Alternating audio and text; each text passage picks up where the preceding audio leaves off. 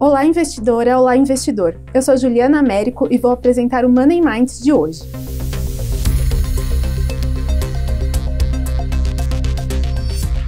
Em 2024 começou com perspectivas otimistas. As projeções dos economistas apontavam para queda na inflação, maiores cortes de juros e uma retomada dos investimentos, mas a realidade vem sendo bem diferente. Por aqui, o IPCA voltou a subir enquanto o Banco Central fez uma pausa no afrouxamento monetário.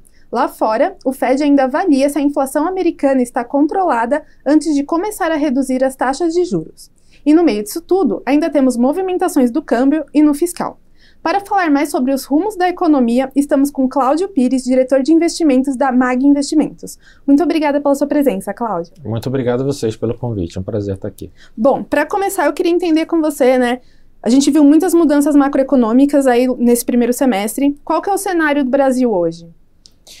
Então, no Brasil acontecem muitas coisas ao mesmo tempo e o cenário esse ano, acho que o ano passado também tem sido muito desafiador e vamos dizer, muito nervoso, né? Então, como você bem falou na sua abertura, o ano começava com o afrouxamento monetário do Banco Central, tinha muito espaço para cair Selic, né? A inflação estava cadente, a meta desse ano parecia que iria ser facilmente alcançada. Nesse meio tempo, começa um pouco de turbilhão interno, a questão fiscal, vamos dizer, foi a principal que apareceu no radar dos investidores. Em seguida, muito fortemente apareceu também a questão da substituição do Campos Neto no Banco Central. Nomes diversos foram apontados, né? Muitas críticas do presidente da República em direção ao Campos Neto, então nesse processo, vamos dizer, você acaba tirando um pouco até da credibilidade de uma instituição que pela primeira vez é independente, pela primeira vez está fazendo essa transição de um governo entre governos, né? Porque você sabe que a independência do Banco Central ela é posta da seguinte forma, né? Os mandatos são de 4 anos, mas eles são intermitentes com o da presidente da República, né? São 2 anos de um governo, 2 anos do outro governo, e no meio desse segundo ano e último ano do Campos Neto vem o grande ataque do Lula contra a instituição Banco Central, né? Quando é contra a pessoa, ele não é contra o Campos Neto em si, é contra o presidente do Banco Central, que é uma instituição independente pela primeira vez, né, recente. Então teve esse turbilhão também, até hoje não se sabe quem será o substituto do Campos Neto, ainda tem especulação nesse sentido. Então, aliado à questão fiscal, que ficou fragilizada quando o governo resolveu mudar a meta, né, o arcabouço foi recém-criado, a meta foi mudada com o jogo recém-iniciado e foi para o mal, né? Ela foi afrouxada. As críticas do Lula, a questão da inflação, a questão até do Rio Grande do Sul, que no curto prazo deu alguma pressionada na inflação. Uhum. Então isso tudo fez com que o Banco Central parasse a redução da taxa de juros e parasse um pouco para ver o que estava acontecendo. Então a gente estacionou realmente 10,5% de Selic na última reunião. Legal. E como que está o cenário externo, né? Ele também está desafiador? Demais, né? Acho que a indústria de multimercado, vamos dizer, apostou bastante no início da queda de juros do ano passado. Os números do primeiro trimestre, principalmente, não foram bons em relação principalmente inflação e números muito fortes de emprego no mercado americano. Então, em algum momento bem no início do ano, começou-se a pensar que, em vez de o próximo movimento do Fed, né, do Banco Central americano, chegou-se a pensar que, de repente, ele teria que subir juros. O Powell conduziu, acho que esse turbilhão do lado americano de forma bastante boa. Ele conduziu de forma bastante de mão firme. Ele conseguiu uma unidade dentro do FONC e conseguiu fazer com que, ao menos, se parasse para aguardar os próximos dados. E o que a gente pode dizer agora no passado bem recente, que todos esses dados recentes estão vindo muito bons e no caminho do soft landing, ou seja, a economia está resfriando, mas de forma lenta e vagarosa, até muito mais lenta do que o mercado previa, mas os números de inflação estão realmente vindo bons. Então, já é totalmente possível e, vamos dizer, tecnicamente factível que já em setembro agora seja primeiro corte pelo FONC, pelo Banco Central Americano, aconteça, né, finalmente. Uhum. E, Cláudio, com o Fed, então, cortando os juros, né, isso muda alguma coisa para o Brasil? Acho que melhora para o mundo, né? Porque para o mercado emergente claramente melhora. O que aconteceu? Com os Estados Unidos na taxa que estava muito, muito alta, muitos investimentos foram direcionados para o mercado americano, porque além vamos dizer, da renda fixa estar atraente, ainda teve uma questão que, vamos dizer, não tem muito a ver com política monetária, mas as bolsas americanas estão tendo uma performance excepcional, guiadas pelas ações de tecnologia, pelo tema de inteligência artificial e etc. Então, muito fluxo de recursos foi direcionado para Estados Unidos. Na medida que eles comecem a redução lá de taxa de juros, pode ser que esse fluxo que comece a ser realocado um pouco para outros mercados, e sempre num ciclo de queda de taxa de juros lá fora, beneficia particularmente o mercado emergente, que geralmente, né, a gente pratica uma taxa de juros muito mais alta do que o mundo desenvolvido. Então, a gente tende a atrair mais capital. Uhum. E falando de risco fiscal, né? A gente viu aí alguns debates sobre isso. Recentemente, o Haddad falou num congelamento de 15 bilhões. Como que isso está afastando ou aproximando aí investidores no Brasil? Isso dos 15 bi é uma sinalização na direção correta, mas eu diria que ainda tem deveria ser um número muito mais audacioso. Por quê? O arcabouço fiscal nasceu com a projeção de meta para esse ano de 0 e alguns superávites para os anos seguintes. Como eu falei anteriormente, no início do ano isso foi revisto. Então, como está hoje? A meta é 0 para esse ano e 0 também para o ano que vem. Não tem mais a intenção de entregar um superávit ano que vem, e sim uma meta fiscal zerada. Acontece que tem uma banda de flutuação entre menos 0,25 e mais 0,25, a meta é 0, que está no meio dessa banda, e se ele ficar dentro dessa banda, está ok, não tem nenhuma punição para o mês seguinte, para o ano seguinte, desculpa. Acontece que, pelo que a gente viu da declaração recente do Ministério da Fazenda, é que parece que eles estão mirando a banda de baixo da meta, que é o negativo. Então, ou seja, quando o seu objetivo já não é audacioso, porque é 0, deveria ser algum superávit.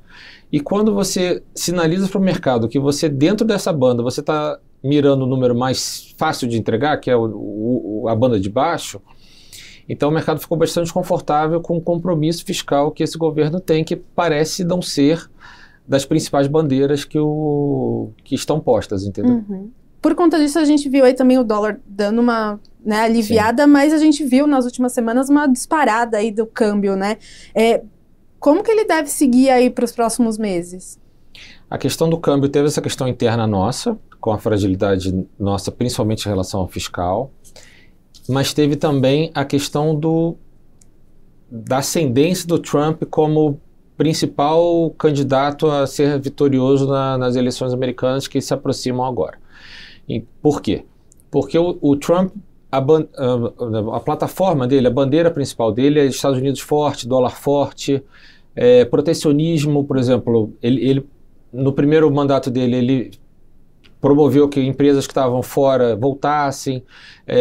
Então, esse tipo de pauta faz com que o dólar também fique forte. Quando você...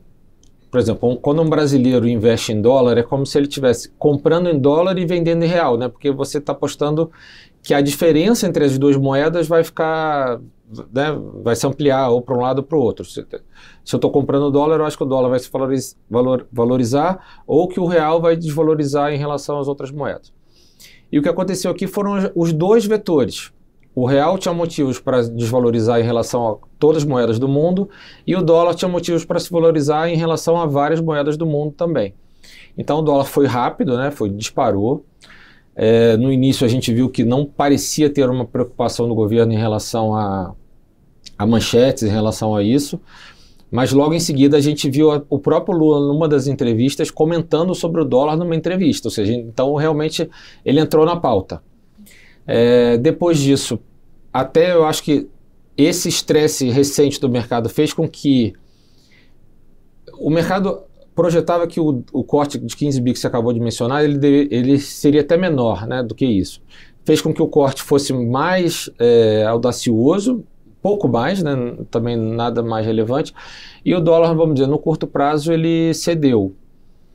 Mas hoje que a gente está conversando, por exemplo, hoje foi uma manhã de um pouco de estresse em relação ao câmbio. Uhum. E, Cláudio, como que fica aí, né? Se o Trump for eleito, como que fica a situação do Brasil, né, para a economia brasileira? Então, como eu falei anteriormente, assim, a principal pauta provavelmente é fazer uma gestão mais protecionista, o que prejudica o mundo, dado que os Estados Unidos ainda é a principal economia do mundo.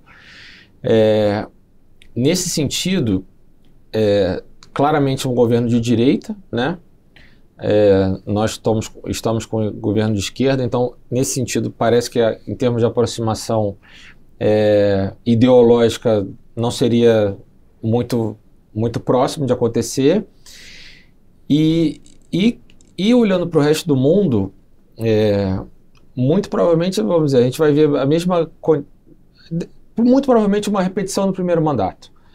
O Trump duelando contra a China, impondo barreiras tarifárias para outros mercados, fazendo uma gestão atacando muita gestão contra o México. Lembra, ficou emblemática a questão do muro, uhum. Né? Ele é tão contra a imigração que ele quer fazer muro, né? Então, é como se a economia cada vez mais se fechando, o que é ruim globalmente. Essa economia, quanto mais fluida, mais transacional a economia for, mais eficiente ela vai ser. O mercado aí nas últimas semanas vem revisando para cima as projeções de inflação, a gente vê no relatório Focus, né? Por que essa mudança e como que deve fechar aí o PCA para 2024? A nossa projeção é 4,05 para esse ano, ou seja, o Banco Central entrega a meta. No curto prazo teve a questão de Rio Grande do Sul, uhum. Que prejudicou um pouco agrícolas, né? Um pouco a parte in natura, principalmente.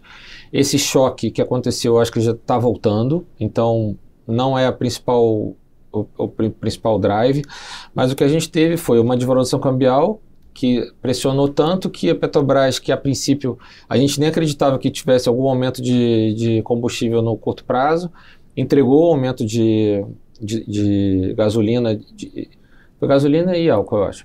7% mais ou menos, foi bem recente, então isso ajuda, né? Isso ajudou a jogar a inflação para cima.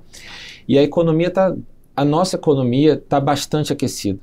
Mercado de trabalho apertado, setor de serviços, vamos dizer, com pouca capacidade de entrega. Então a gente acredita que essa temperatura de economia, principalmente os setores ligados ao mercado de trabalho, principalmente serviços, etc., vão fazer com que os preços, no médio prazo, não estou nem falando mais agora de curtíssimo prazo, vão ter uma tendência de alta de preço, fazendo com que a nossa projeção no início do ano era algo como 3,70, 3,80, a gente agora revisou para 4 e pouco. No começo da conversa você comentou aí sobre a questão do Lula com o Banco Central, né?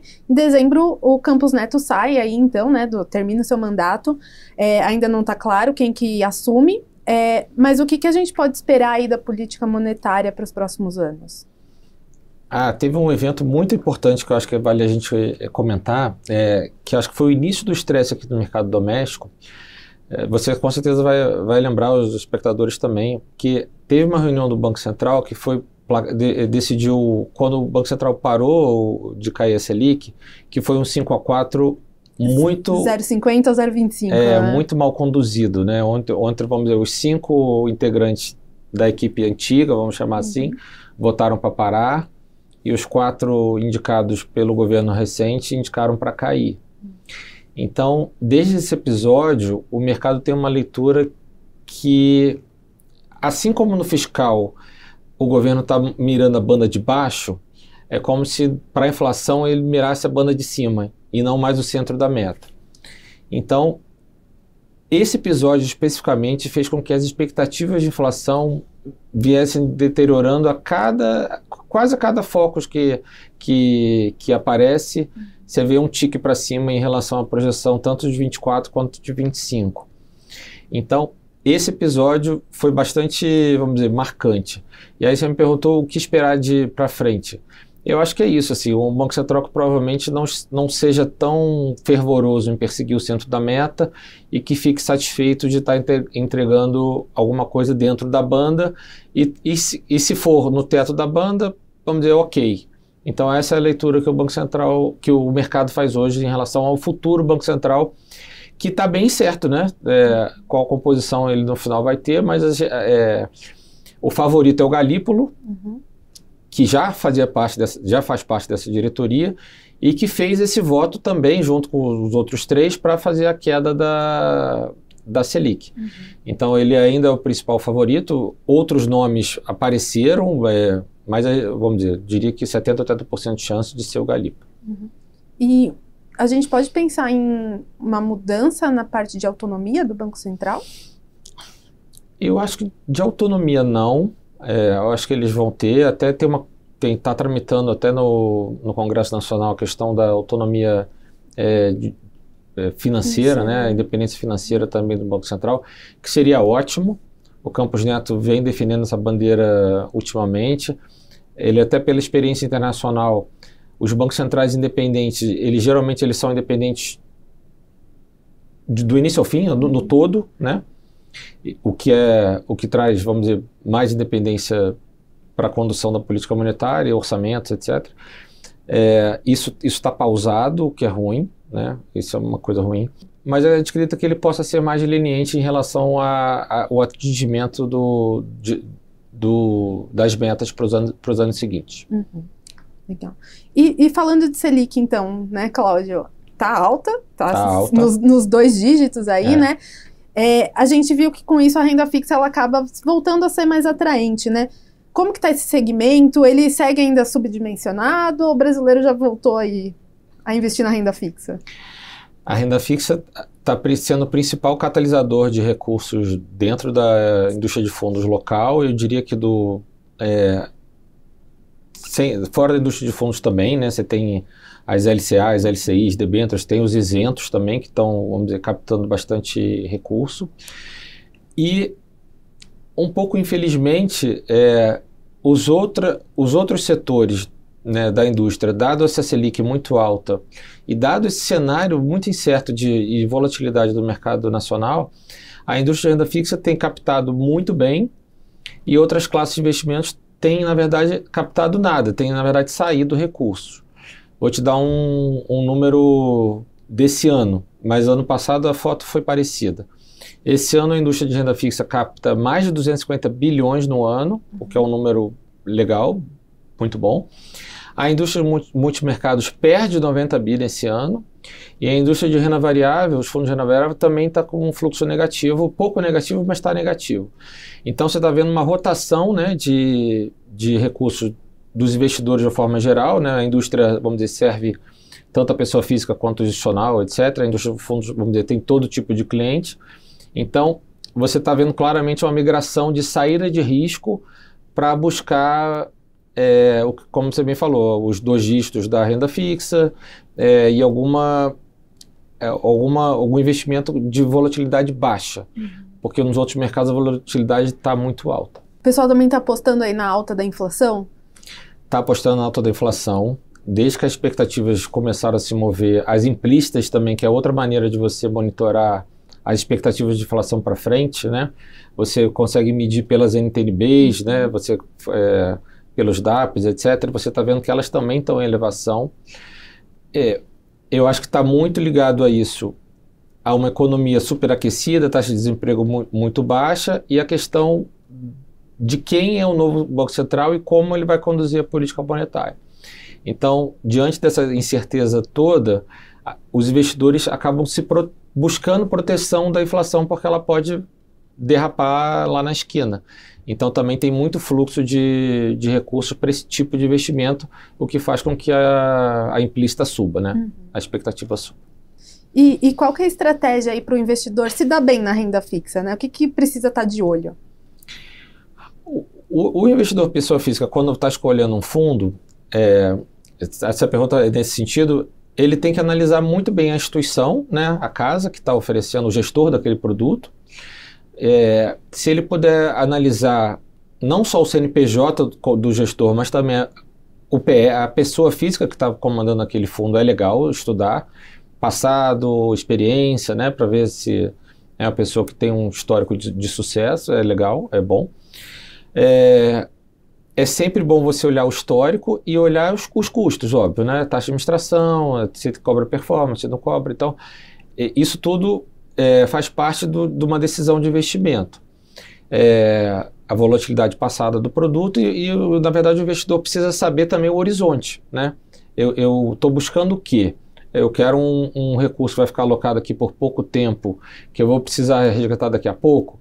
É melhor você ir para um super conservador, né? Para aquele dinheiro mais de caixa, um fundo DI, um renda fixa. Ah, não, eu tenho um horizonte de investimento um pouco mais longo e posso deixar a minha reserva de emergência aqui, mas uma outra parte eu consigo buscar investimentos com mais risco, que me agregam mais no médio e longo prazo. A nossa bolsa, como a gente estava comentando anteriormente, ela está super deprimida em termos de preço. Então, uma pessoa que, na verdade, não tá olhando para curtíssimo prazo, pode ser legal começar a colocar o pé na renda variável. A gente está num ciclo ruim, né? A gente está num ciclo de baixa, mas assim, a economia é totalmente cíclica e os investimentos também são. Então, pode ser que você esteja comprando na baixa e para você, de repente, sair na alta.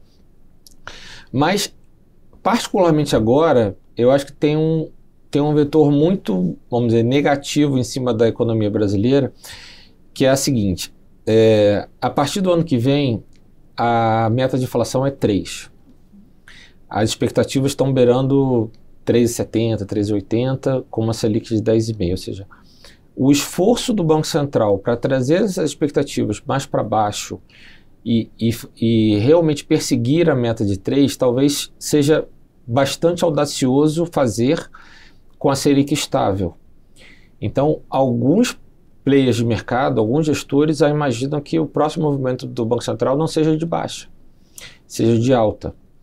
Então, se esse cenário ficar muito desenhado, se o câmbio não voltar para um patamar mais confortável, se ele continuar pressionado como está, ou a gente vai ter a Selic estável por muito tempo, o que nessa história inteira vai continuar fazendo com que os recursos continuem indo para a renda fixa, ou no cenário ainda pior, fazer com que o próximo movimento do Banco Central seja de combater essa expectativa muito elevada e precise realmente subir a taxa de juros. Aí, nesse tipo de ambiente, em geral, os ativos de risco performam mal. Então, a renda variável vai performar mal. Então, os multimercados, vamos dizer, tendem nesse cenário a ter um pouco mais de dificuldade de entregar performance. Então, exatamente agora, a gente passa por um momento bastante delicado, então talvez seja melhor continuar um pouco mais na renda fixa até que o cenário continue um pouco mais limpo adiante. E, Cláudio, como fica então, né, se o Banco Central aí entender que precisa subir, mas a gente for no movimento contrário ao Fed, que estaria então reduzindo as taxas, né? O diferencial da taxa de juros local e internacional é uma das coisas muito relevantes para fluxo, né? Para a moeda principalmente. Então, se o Banco Central americano começar realmente o ciclo em setembro e de repente até a gente fizer dezembro e fizer algum ciclo mais forte de queda, pode ser que esse seja o alívio para a gente não ter que subir taxa. Então, talvez esse seja um movimento que, se a gente ficar parado, de repente a gente consegue entregar a meta do ano que vem pela essa ajuda que vem do externo. Então, isso pode ser vamos dizer, um vento favorável que possa vir de fora e nos ajudar e fazer com que o Banco Central aqui brasileiro não tenha que subir juros. Indo para Congresso agora, a Câmara dos Deputados ela acabou de aprovar o primeiro projeto de regulação aí da reforma tributária, que foi aprovada no ano passado. Qual que é o impacto disso, né, dessa reforma, e o que está sendo discutido que vai ter impacto nos negócios? É uma reforma que vai privilegiar talvez alguns setores, né? Alguns setores de repente vão sair com uma tributação mais favorável. A gente pode pegar um exemplo, né, que foi para os jornais, a questão da carne, né? O governo queria isentar carne, né? Claramente, se isentar carne, isso não está claro ainda, mas favorece os frigoríficos, né? Então você vê que nesse momento a gente não sabe ainda quem será o setor campeão, né? O que o Congresso também colocou foi uma trava, uma meta, um limite máximo, que é o 26,5% para o conjunto do IVA. Então, a tributação tem que tem que ficar dentro desses 26,5%. Quem vai ter uma tributação elevada ou não, a gente ainda não sabe. A gente sabe que os lobbies começam, né, as discussões começam, a cesta básica certamente vai ser isentada, então a gente consegue já identificar quem são as empresas que produzem tais produtos, aí vão ser beneficiadas claramente, mas num todo a gente ainda não consegue saber exatamente todo, porque ainda está essa discussão, vamos dizer, da parte micro. Tá? A parte macro a gente já mais ou menos tem um direcionamento, mas a parte micro não. De qualquer forma, a reforma tributária é super bem-vinda para a economia brasileira, é muito provável que a gente faça alguns ganhos de produtividade com isso. A gente sempre ouve dizer que a gente não tem um sistema tributário, a gente tem um manicômio tributário, né, porque é um imposto para tudo que é lado, nível federal, estadual, municipal, é uma confusão. Então, no mínimo, essa reforma tributária vai simplificar a vida dos contribuintes. O fato de a gente ainda não ter claro quanto de imposto vai ter para quais empresas, para quais setores, essa falta de previsibilidade, ela estressa o mercado? Eu acho que não estressa, porque vai ter um período de adaptação, né? A reforma está sendo discutida, mas ela só entra em vigor lá na frente. Uhum.